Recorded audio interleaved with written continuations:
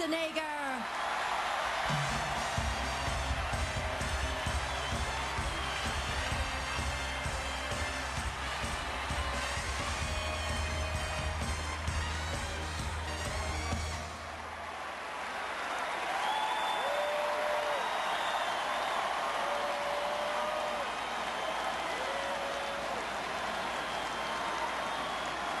Thank you.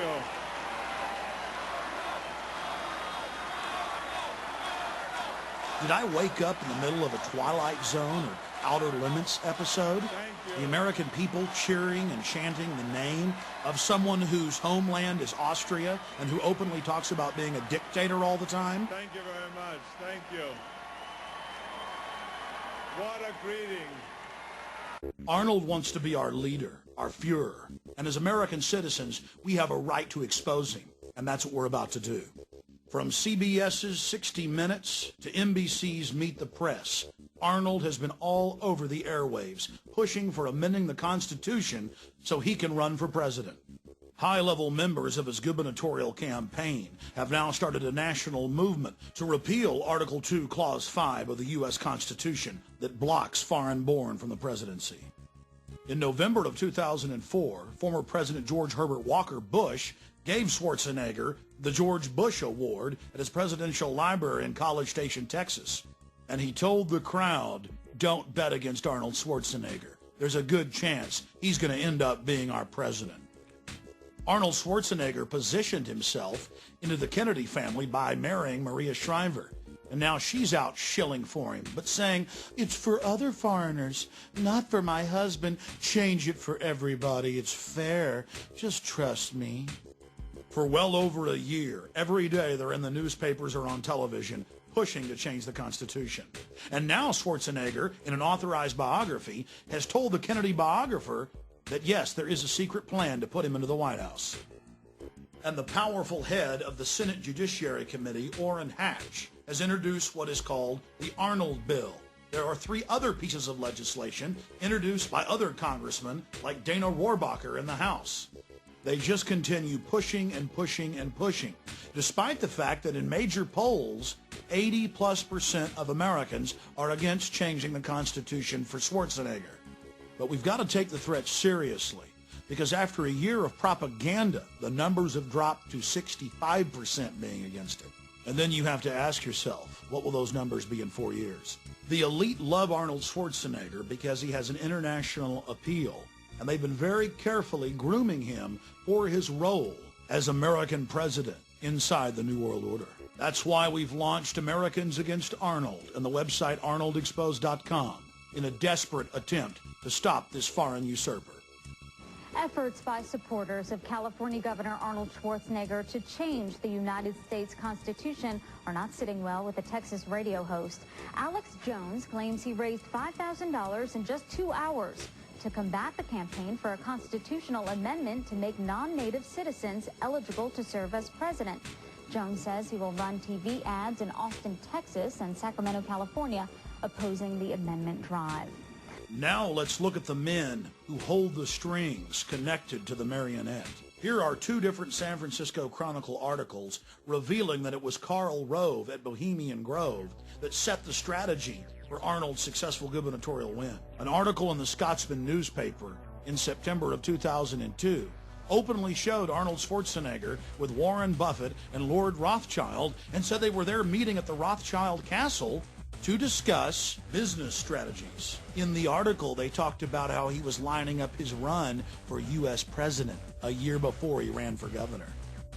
In the middle of the Enron-engineered California energy crisis, Arnold met secretly with Michael Milken, the junk bond dealer, and Kenneth Lay at a Beverly Hills hotel. The federal government has now released documents from the event, and guess what they were doing at the meeting? Discussing how to cover up Enron's culpability. Arnold ran for governor promising that he wouldn't take special interest money. Guess what? He's broken all previous records for taking corporate money. Like other famous Austrians we can think of, Arnold is obsessed with being king of the world.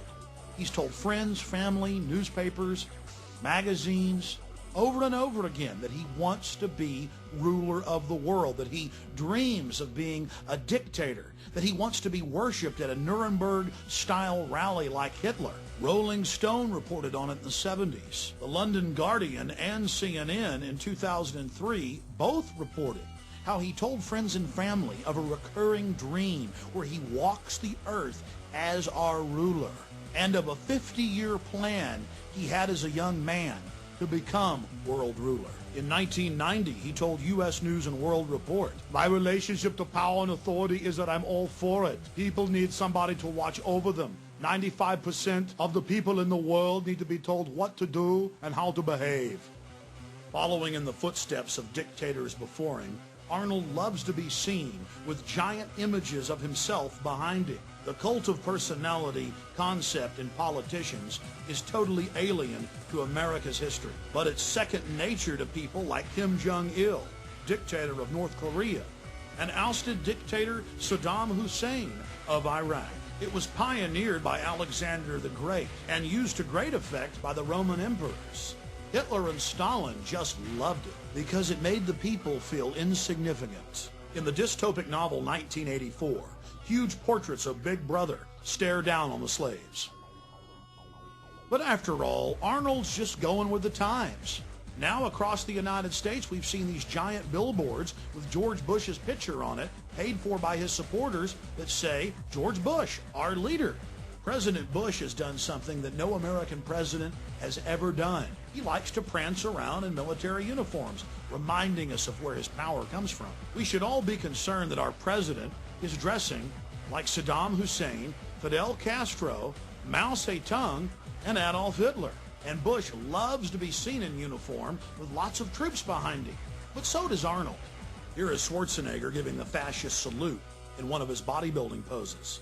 A trick the pro-Schwarzenegger press likes to play on the people is to focus on his father and then go, well, he can't help it if his father was an SS officer. What they don't like to focus in on is Nazi war criminal Kurt Waldheim, who was Secretary General of the United Nations. At his wedding to Maria Shriver in 1986, in front of a massive press in attendance, he said the following: "My friends don't want me to mention Kurt's name because of all the recent Nazi stuff and the UN controversy, but I love him, and Maria does too, and so thank you, Kurt." Here's a photo of Arnold Schwarzenegger with Kurt Waldheim in Austria in 1999. Kurt Waldheim was an elite Nazi as well, an officer in the SS.